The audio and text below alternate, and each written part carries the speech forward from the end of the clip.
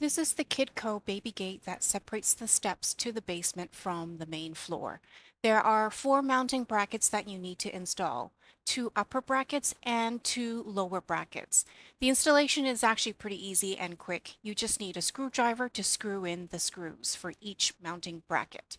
To open the gate, there is a lever that you can slide horizontally either using your thumb or using both your thumb and index finger. Sliding the lever and then pulling upwards releases the latch so you can swing the door open. Here, we're just showing you a close-up of what the mounting bracket looks like. To close the gate, swing it back into position and release the lever so the latch locks back into place. The gate is made of steel, so it's extremely solid. And in fact, this baby gate can also do double duty to keep your pets from going where they're not supposed to.